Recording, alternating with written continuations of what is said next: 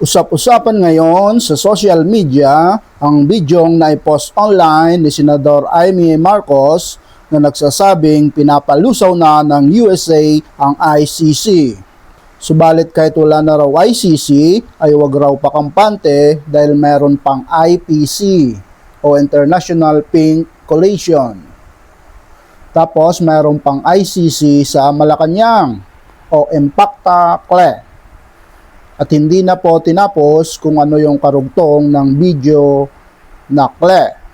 At sabi ng mga netizens na nakapanood ng video ay ICC o Impactang Claire Castro sa Malacanang. Sinagot po ni PCO spokesperson Attorney Claire Castro ang video na yon ni Senador Amy Marcos. Ito po yung video na yon. Alam niyo ba, yung ICC, nasa ICU na. Intensive Care Unit? Oo, naghihingalo. Kaya CPR na. Bakit CPR? Dalawa. Court potentially restricted can't prosecute Rodrigo. Ay, ang wiki mo dun, Sen, ha? Pero seriously, ICC is in serious trouble. Pinapalusaw na sila ng USA. Buti nga, ICU lang, hindi DOA. Dead on arrival? Anong dead on arrival? Denial of authority. Pero, Sen, huwag tayong magpakampante. At bakit? Kasi kahit mawala ang ICC, meron pa ring IPC. IPC?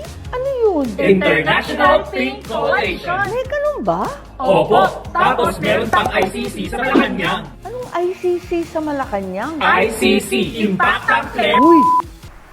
Samantala, sinabi naman ni Attorney Claire Castro na hindi siya sanay sa ganong mga salita.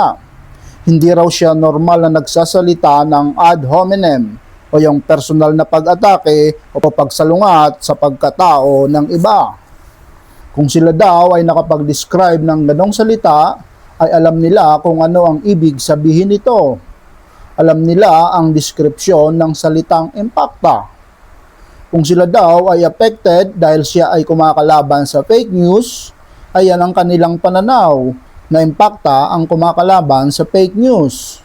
Sino raw ngayon ang naglalarawan ng totoong impacta? Ito po ang kabuuan ng payag na yan ni PCO spokesperson Undersecretary Attorney Claire Castro.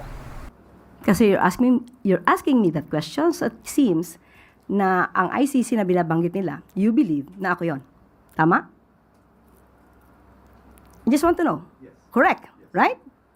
Okay. Ang ganitong salita, can you just say ano yung word na ginamit? I watched it, but I just want to hear it from you.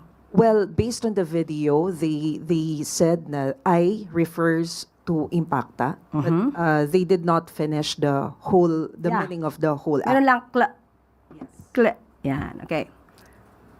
Yung ganong salita, hindi ko kasi siya sinasabi, hindi ko siya nababanggit. Kaya Maricel ko na pinabanggit. Hindi ako sanay sa mga ganong salita. Hindi ako normal na nagsasalita ng ad hominem sa kapwa ko.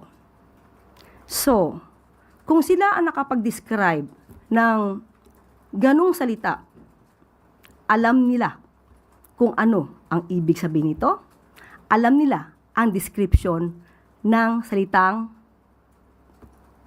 impacta. It takes one to know one.